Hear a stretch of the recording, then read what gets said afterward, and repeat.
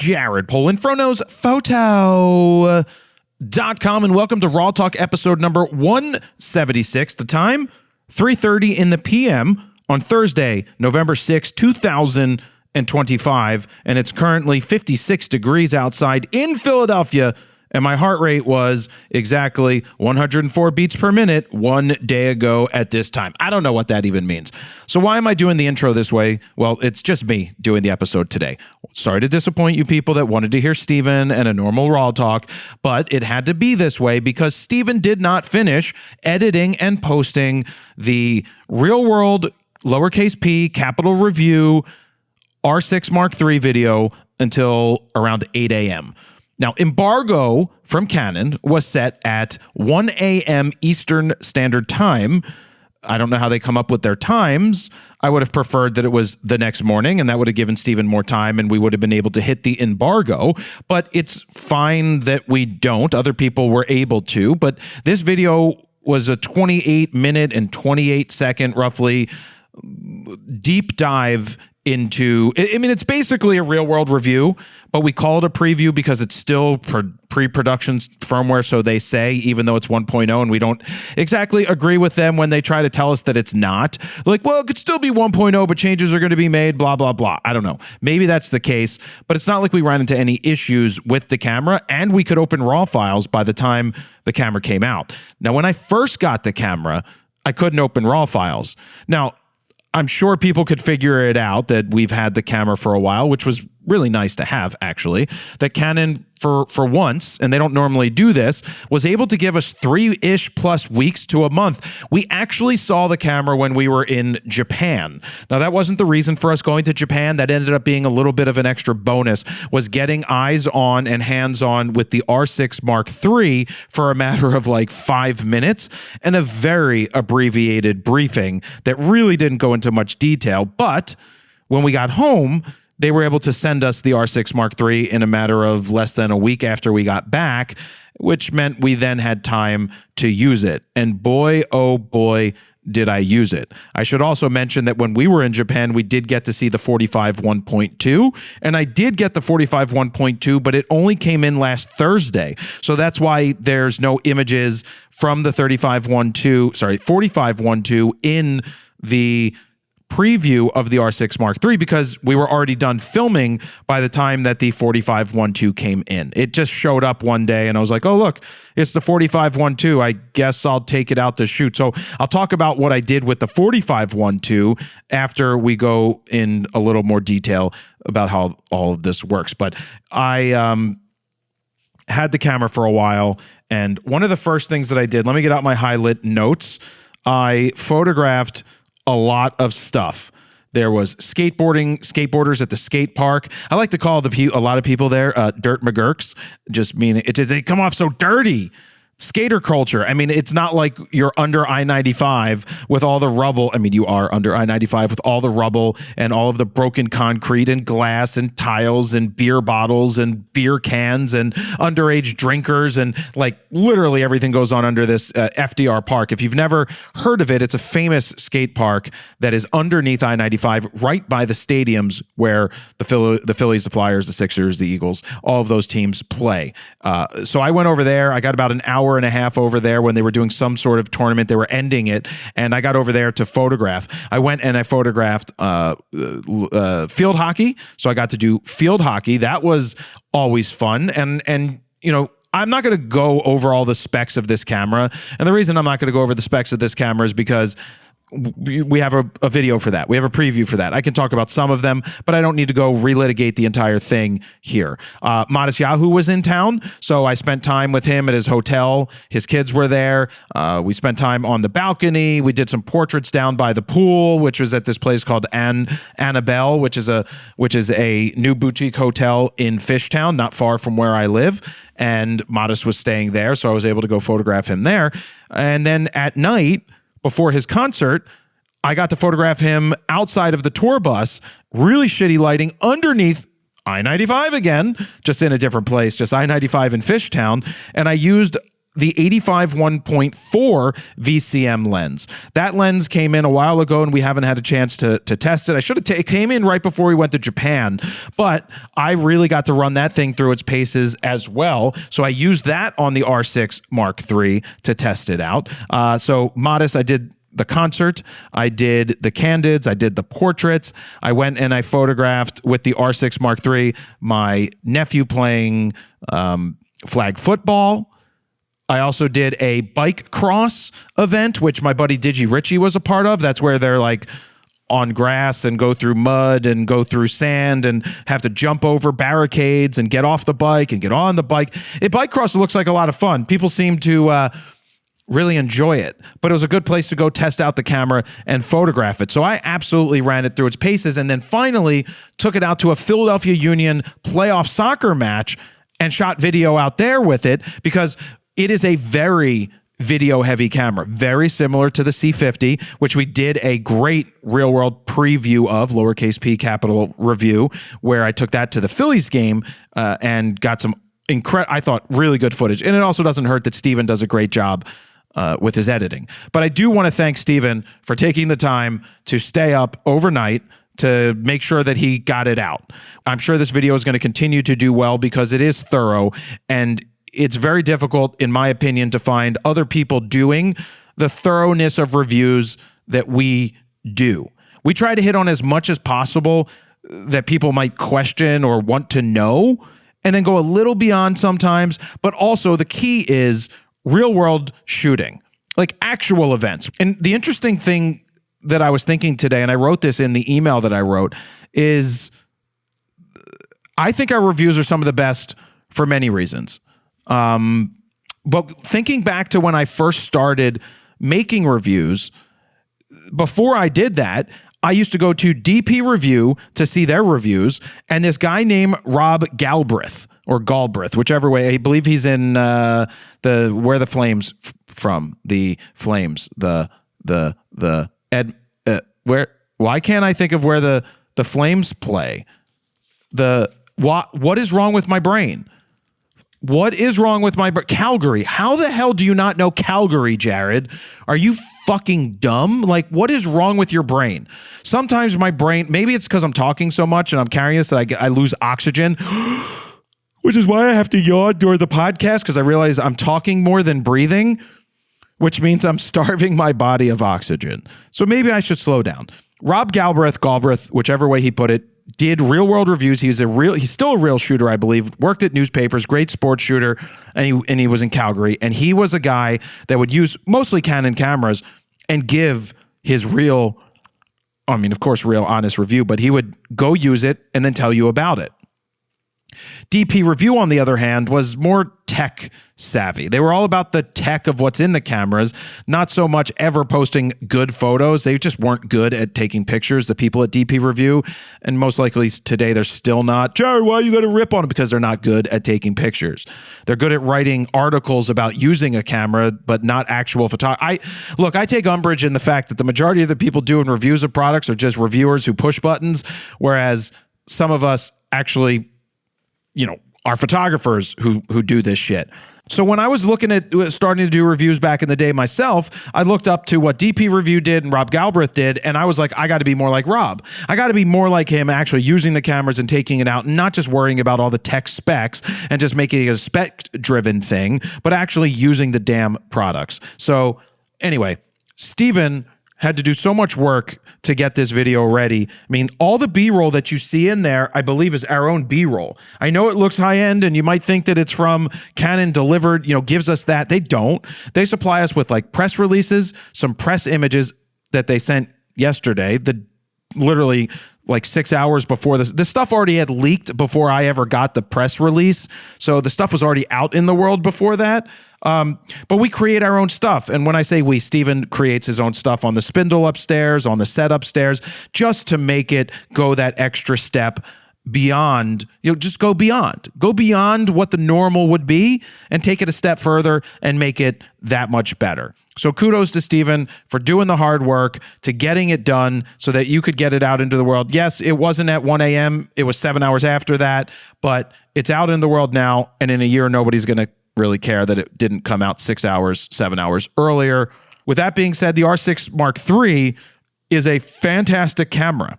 And there's a lot of questions that came in where it's like, well, I have an R6 II, what should I do? But what I wasn't expecting is a lot of, and I should have expected this or thought about it, is that people are like, I have an R6 I, the original. Is this a good camera to upgrade to? And generally speaking, I say I'm not. Here's my rule of thumb that I lived by personally. As soon as a new camera was announced in the line that I was in, like I was in the top of the line spectrum. I had a D3. When the D3S got announced, I ordered it. When the D3S came in, I bought it and sold my D3 to someone else and took all of that money and recycled it right back in to the new body. When the D4 was announced, I ordered it. As soon as Alan got that into the store, I bought it and I sold the D3S. I actually shipped that one out. I actually own it now. I got it back. Like 10 years later, I found the guy and I traded him. I think I sent him a Z6 that I owned and whatever. I really wanted my original camera back that I started the YouTube with, but I wouldn't have been upset if he didn't send it back and trade me for it. But so you can't romanticize your cameras, to be honest with you. It's about money and saving money. And so when the D4 came out and I got it, I sold the D3S. When the D4S came out, same thing. And when the D5 came out, same thing. Let me explain to you the reasoning behind this. Is when a D5 came out and say it was $5,300, I don't remember, $5,500, and say the D4S when that came out was $5,300, $5,200. If I sell that camera for $4,000, it in essence cost me $1,300 to rent. We're not talking about tax or anything because when you trade, actually I didn't trade it into Alan's, you wouldn't pay tax on the trade-in, but we're not even talking about tax. If I sold it for $4,000 and it cost me $5,300, it cost me $1,300 for 2+ years to, in essence, have that professional camera that I'm making money with, versus sitting on that camera and waiting 2 or 3 generations to when the D4S would have dropped to such low prices, or D3, whatever. By the time, if you kept the D3, by the time the D5 came out, you maybe would get $800-900. Maybe $1,000, and then you're dumping $4,500 into the new body. So when you use the method that I devised, nothing special, that when a new body is announced at the top of the line, I buy it, I sell the other one. Even if you take a couple $100 less than you normally would, you rotate that money right back into the new body, so you're not dropping $6,000 every time you need to buy a camera. Okay, so that's out of the way. That's if you want to be if you're a full-time professional doing this for a living and making money, that's what you do. Now, I always recommend that if you're someone who's interested in pursuing photography and you're looking to make money and you are making some money, that if you start with let's just call it an R6 II, that when the R6 III comes out, should you upgrade to that? And the answer to that is I'm not a big fan of taking side steps. I don't like making lateral movements. I like making vertical movements when it came to my gear. So I think the logical step, if you had an R6 II and you outgrew it and it's limiting you, would be more so on the line of the R5 Mark II. Now, a lot has changed since I started 33 years ago? 31 years ago? 31 years ago. I'm 44, so I started at 13. So a lot has changed in the technology. We're not getting new cameras every 8 or 9 years. We're getting them every 2 or 3. So a lot has changed there. And look, there is nothing wrong with an R6 II. I would suggest that if you have an R6 II and you don't have all of the RF glass, you don't have a good bunch of RF glass, I'd rather see you keep the R6 Mark II and invest in RF glass opposed to just spending all that money on the next body, because that next body will disappear in 2.5, 3 years. And there isn't such a major difference for most people. Now, if you need pre-capture, you need that. If you want, it already did 40 frames a second. It already had very competent video. Yes, it's 24 megapixels, but yeah, 33 or 32.5 megapixels is more. But I'm not about cropping. Both cameras are fantastic. I would rather see you take a step up a generation to an R5 Mark II if you're already if you're making money at this, and I'm not saying you make it, like if you're shooting weddings and you went from there's nothing wrong with using an R6 II to shoot weddings. You could shoot weddings with a tin can. Shit, people do it today with film cameras and think that they're the best thing since sliced bread because they're shooting weddings on film. So it doesn't really matter. If you can get the job done with an R6 Mark II, it's a fantastic camera. But also, take your money and invest in glass. Because as I always have said, glass. The more you invest in glass, the better off you're going to be long term. Because glass lasts 8-10 years, right? Where bodies are replaced every 2 to 3 years at this point. But glass will maintain and retain its value much longer than bodies if you ever trade it in. Rule of thumb, never trade in glass for bodies. You could go bodies to glass, but you don't want to trade glass for bodies, generally speaking, because you'll lose in the long run, in my opinion.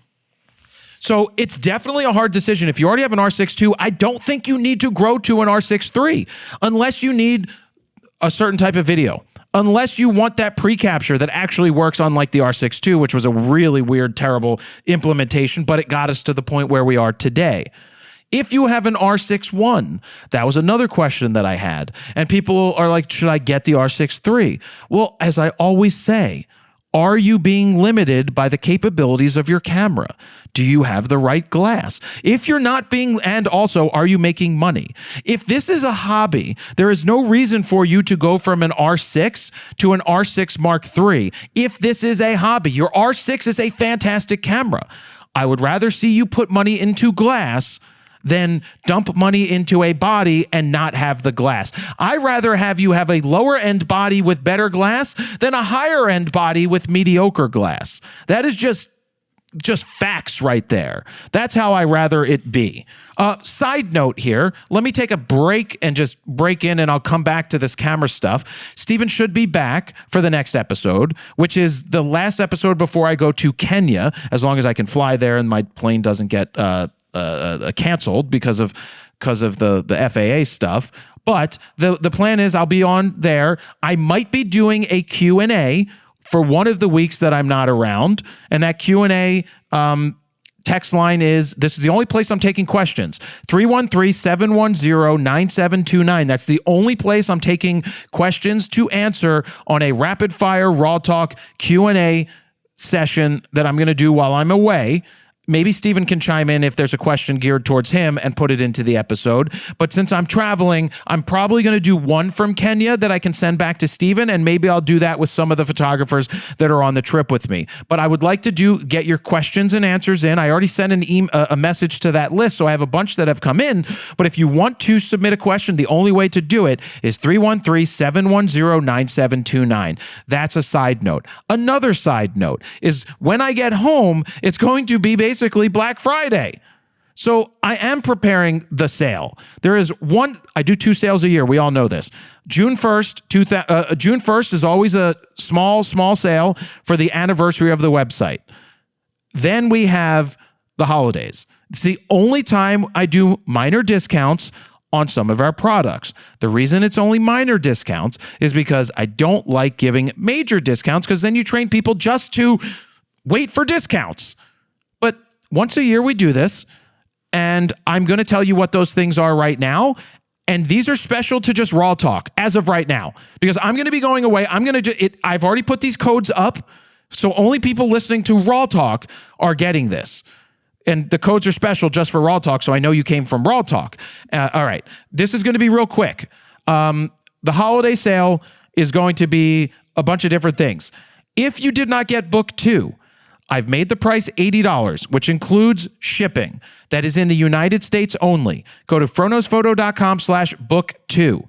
$80 is, I believe, pretty close to what the Kickstarter campaign was, but I'm not going to go much below that at this point. It's too new, and everybody else paid a similar price. I don't want to piss people off. But if you were waiting to get that for the holidays, or give it as a gift, or get it for yourself, go to froknosphoto.com/book2. The discount is already there, so you don't need to use a code. I will also say that the Bernie book is on sale for $45 and includes shipping. It's 5 years old at this point, and I have about 700 of them left. If you go to berniephotobook.com, you can get the Bernie photo book for $45, not the $79 or $80 that it was listed at a month ago. If you want to get both books, It's 80. It's what, 125, I believe. Was 45, 80, 90, 100, 110, 120. I think it's 125. But at fronosphoto.com/book2, when you go to check out or when you go to click the option, you will see an option for book 2 and the Bernie book that would be mailed together. You can get both of them. That's the price. So that's a sale. Rapid fire critique. This is the 15-minute rapid fire critique. If you go to fronosphoto.com/mentorship, if you use the code, this is all one word. It can be lowercase and numbers. It's RAWtalk, RAWTALK, the number 20 all together. That is going to give you a 15-minute rapid fire critique that is normally $99 for $20 off.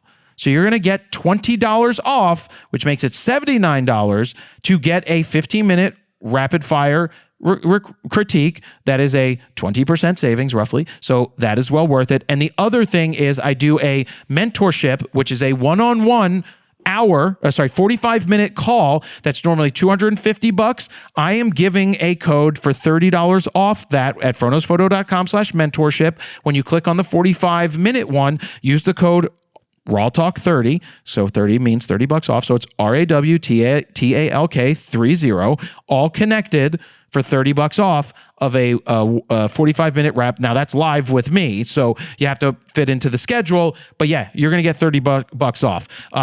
One more, the Grand Slam bundle, $20 off. fronosphoto.com/FroPack4. I think we've done $15 off the most, but since it's been like 2.5 years or so since this has come out, this is the biggest we're going to do at this point. And $20 off makes it $100. It's fronosphoto.com/FroPack4. You have to use the code RAWtalk20. That's RAWTALK. And then 20 is attached, the number. And that is for the Grand Slam bundle only. So that is only for FroPack 1, 2, 3, and 4 when combined. There's one option to do that. That's how much it is. Thank you for listening. That's what my sale is going to be for the holidays. It might change by the time I get back. I might come up with a different idea, but as of right now, and since I'm saying it here, that's what it's going to be.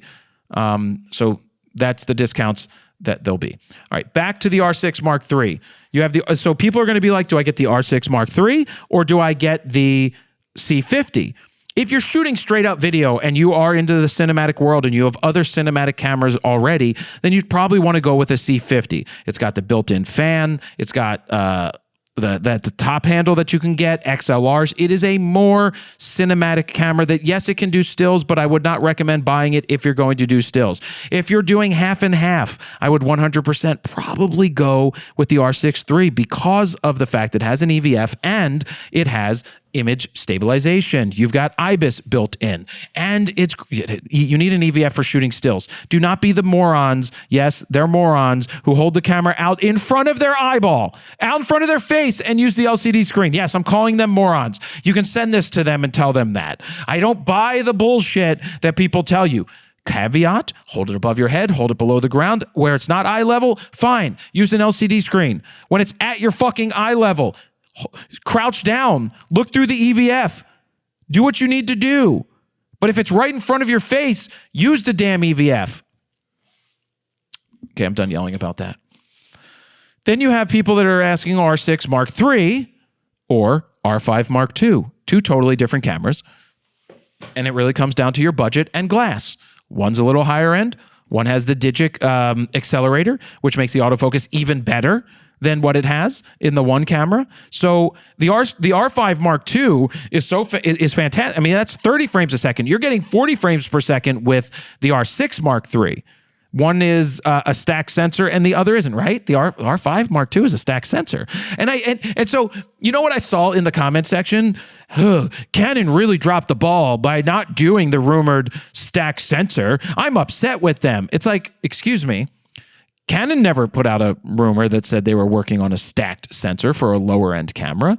That's something that you read on a rumor site. You can't get upset at the company for not coming out with something that they weren't coming out with ever, or at this point.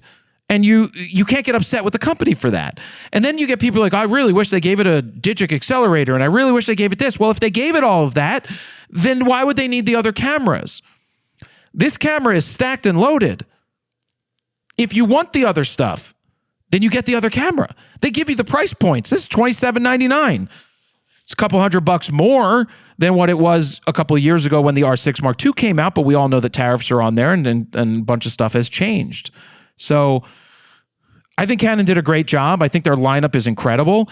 Are we going to see an R8 Mark II with the same sensor as a R6 Mark III? Or what? Because it already has an R6 Mark II sensor in an R8. That is the camera that is ripe for an upgrade or an update. And I was always like, oh man, I wish that had 2 card slots and I wish it had a bigger battery. I'm like, well, if it had all that stuff, it would be an R6. Okay, moving on. Lens, 45-1.2. When they came out with that lens, or they announced, when they told us they were going to have that lens, I was like, Steven, I said to Steven, I'm like, why would you do that? How expensive is that going to be? That's going to be insane. Why would you make a, because you hear 1.2 and you think expensive. And then when you hear $469, you go, oh, yeah, that's not expensive at all. So obviously it's not the highest end lens. It doesn't have the best coatings. It doesn't have, I don't think it really has any major coatings at all. That's why you get the purple fringing and the green fringing. But that's not that big of a deal. Yeah, is it perfect? No. Does the background bokeh look amazing in every situation? The answer is no. It's cat's eye bokeh in some areas, and you're like, what is that? Yeah, exactly. No one gives a fucking shit. Cat's eye bokeh is where it literally looks like a cat's eye versus a round ball. The rounder the ball, the less onioning. Look, this is all stuff that the pixel peepers talk about that you're like, guys, can we give a shit about something else?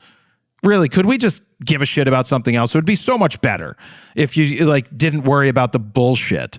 It's a $469 lens. It is well worth it for people who, I'm not going to buy that lens. I have a 51-2. That is a much higher end lens. It's also $3,000. It's a lot more, or $2,699. It's $2,000 plus more. They have a 51-4 VCM, is a great lens. The 45 f2.1.2 is a great lens for people who would never have ever thought of owning or could have never owned a 1.2. There are limitations. The autofocus isn't super fast. It was accurate for the most part, and I showed that in the review, which is not out yet. It's going to be out soon. But it is a competent lens, especially for light gathering. I shot inside of a bar, a cocktail bar, really shitty lights because they had bright-ass colors on, or not bright-ass, they had colors everywhere. And I did a test where I shot at the same shutter speed, like 1/200th of a second at 8,000 ISO, and then 1/200th of a second at 20,000 ISO. But the only thing that changed is I was at 1.2 for the one, and then I changed and I was at f2.8 for the other, just to show even with a 2.8 lens at the same exposure, you're at 20,000 ISO instead of being at 8,000. And it's going to end up being much cleaner when you're at a lower ISO. And the depth of field and the separation, it just gives it a different look. No, it's not the greatest thing since sliced bread, but for $469 to get into a 1.2 lens is unheard of and incredible. So keep that in mind if you're thinking about buying a lens like that. Fantastic. But I also want to talk about the other day when I went and photographed at that restaurant called Amma. And I used the 45-1.2 because that's what I was testing, and I put it on the R1. And I through a friend who's a bouncer guy, a door guy, he's like, yeah, I'm looking for something to shoot. He's like, oh, I know someone over there. Do you want me to reach out? So he did, and they're like, yeah, come on in. I mean, I'm like, I'm going to give you the pictures. For people they should never say no. Honestly, to me, I don't like getting no's. But when I make it so easy to say yes, people should just say yes. I'm giving them the damn pictures and they're going to be good. Nonetheless, I go to this restaurant, 4:30 in the afternoon. They don't open till 5. I get to photograph in the kitchen. I photograph their staff meeting. I photograph the chef and I do some portraits, and then I get some candids, and then the restaurant opens and they start getting stuff plated and getting it out. And so I document this whole thing. I end up going back to the studio at 6 o'clock. I put the pictures on the computer.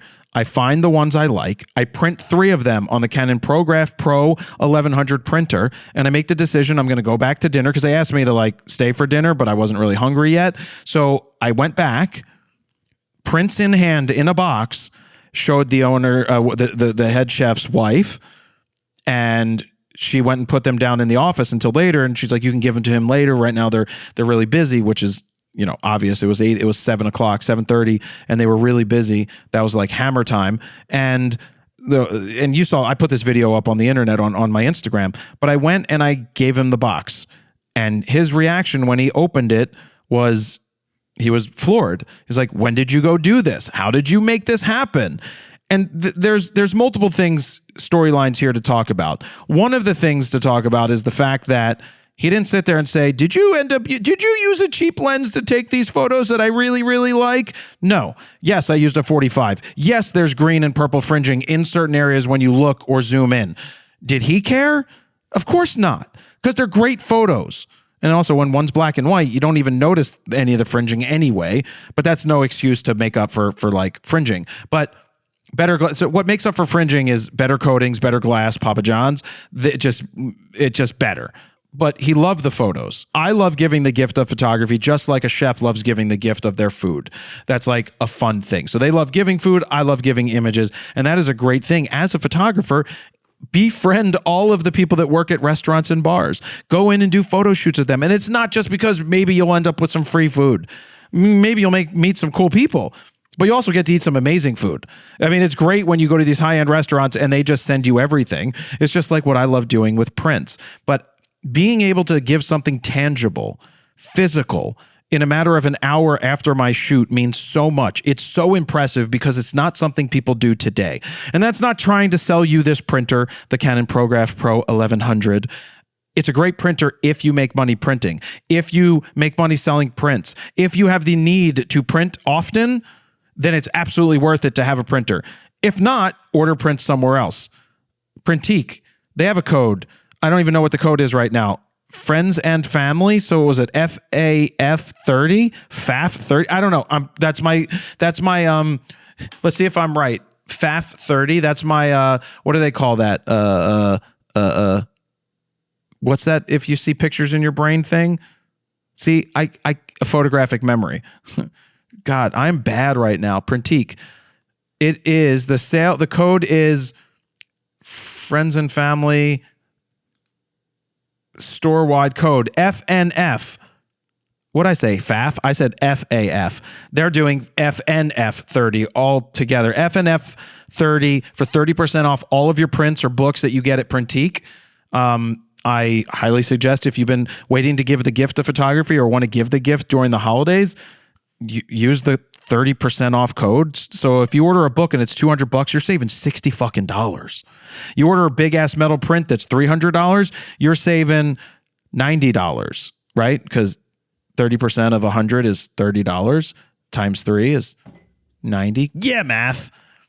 I wasn't planning on promoting them, but FNF30 at printique.com. I don't even think I get credit for that because I don't. But whatever, just tell them the Fro sent you. You get a discount. You'll get a discount. Giving the gift of photography is so important. They're not going to throw out the pictures. They're not going to throw out the photo books. Get one of those 6x6 photo books and give it as a giveaway to a family you photographed at one point. Yeah, see, I mean, go back to these families or these stories that you've done with customers, with clients, could be a restaurant, put a book together and give it to them. There's something that you are trying. Yes, you're giving the gift of photography, but also you're reminding them that you exist. Give them a print. I don't care. If there's a big business owner, they do something, make them a book of something of the work that you did, candids of their stuff. Or go out right now and reach out to somebody to do a photo story of them. Like it could be a business person, or you're like, you know what? I'd like to follow you around at work one day. I'll give you all the pictures I get. Boom. Give it to them digitally, but also take the opportunity to put together a photo book from Printique, get your 30% off. And that is going to go a long way that you went above and beyond to do more than just the easy thing, which is to quickly send digital files and be done with it. So take that as a challenge. Get your questions in. 313-710-9729. You want to know what upset me today? You want to know what really upset me today? This is going off on a totally different limb.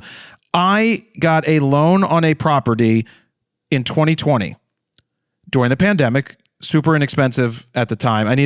I bought something, didn't need to, but I bought a property, could only get a 5-year term loan at 3% from the bank. And that obviously is now coming up at the end in November. I'm also going to be going to Kenya a few days after the loan is up. So I've had to go through the process of getting another loan, which is perfectly fine. It's at a higher interest rate, which is what it is right now. But I got a payoff letter. Anybody that's ever done this before is like, you have to get a payoff letter from the one bank so you can give them the exact amount. So the one bank can give them the exact amount to pay off the current loan so you can start a new loan. So I get the payoff letter, and there's a thing called prepayment penalties. If it's a 5-year loan, it's 5% of the loan if you pay it off in the first year. Then it's 4%, 3%, 2%. In the last year, if you pay it off, it's 1%. They literally sent me back the sheet for the payoff, and I asked for it for paying it off on the 12th, as of the 12th, and it's in the loan matures on the 17th. They included a 1% prepayment penalty of $5,200, a 1% penalty because I asked to pay it off 5 days early. That is a go fuck yourself. I'm pulling all of my money out of your bank because you don't know how to do business. Mind you, they didn't want to keep my business because they didn't come up with a competitive loan to match the other bank. And even if they matched the other bank, note for note, I would have never gone with them because the other bank, that person went above and beyond to earn my business. They helped put together all of the paperwork. They went and walked me through the process of something that they know is difficult for people. They asked the questions and then filled out the paperwork and the forms to make sure that it was done right the first time to save time. They've bent over backwards to do the right thing where the other bank did not. And so they're losing my business. They're losing my business because they're incompetent. And to make it even worse, I started the process with that bank, the one I'm leaving, in April, knowing that my loan was done in November. Let's see, April, so May, June, July, August, September, October. I started 7 months early, giving them an opportunity, and they jerked me off, and not in a good way, all along, and still not in a good way, and there was no happy ending. They were so incompetent, it wasn't even funny. Incompetency is the worst thing when you're trying to do business with anybody. All you need to do is the little stuff right, like answer the phone, be responsive, go above and beyond every once in a while, make it easy for someone to say yes. And this applies to us in business as creatives and photographers. Make it easy for people to say yes. Make it so that they can't say no, or they don't want to say no, because you know what? Even if you're a little more expensive in some situations, or a lot more expensive, they know what they're getting with you. Why would they settle for something less or something unknown that might not be nearly as good? They wouldn't, and they shouldn't, and you shouldn't either.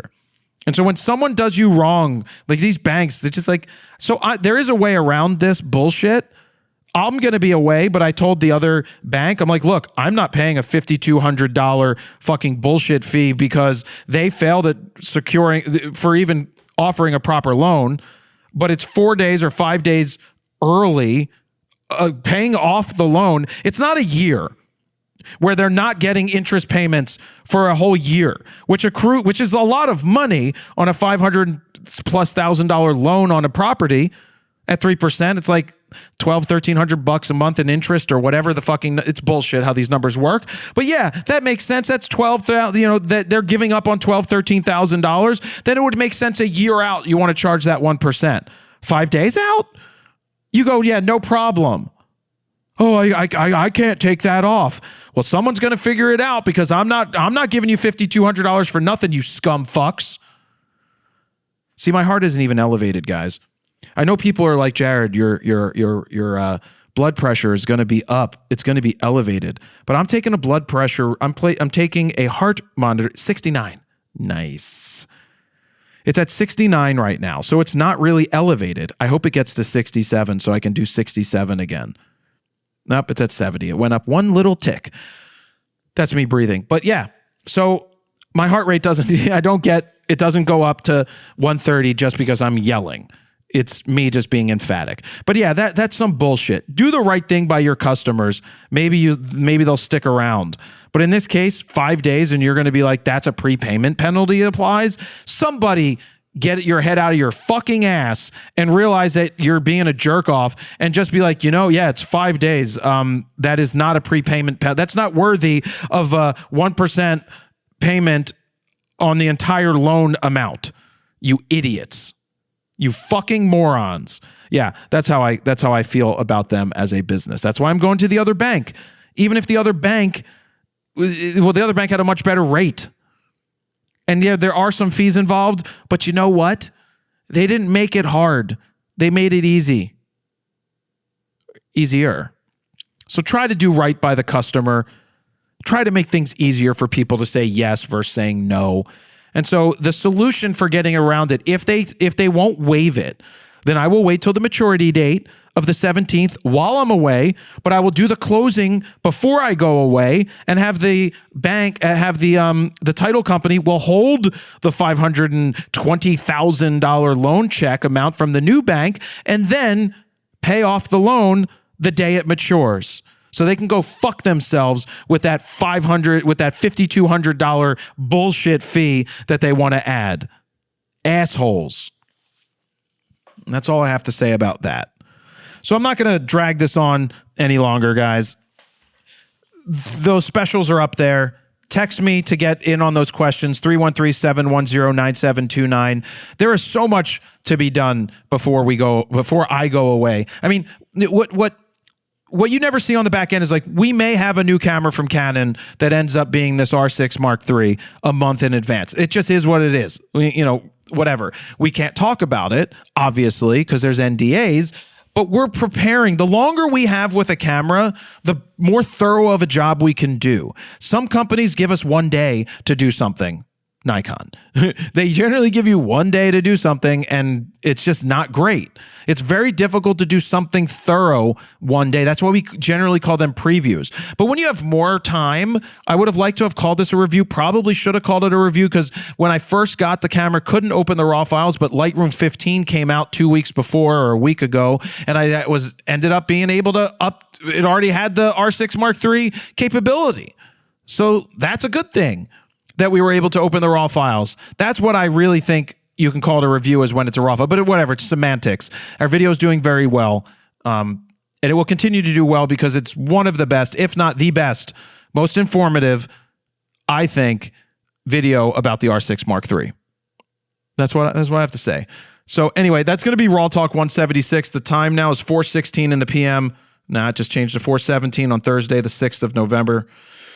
Temperature is now 55 degrees. I don't remember what it was at the beginning. Maybe it was 56. Thank you guys very much for listening. Jared Polin, FroKnowsPhoto.com. See ya.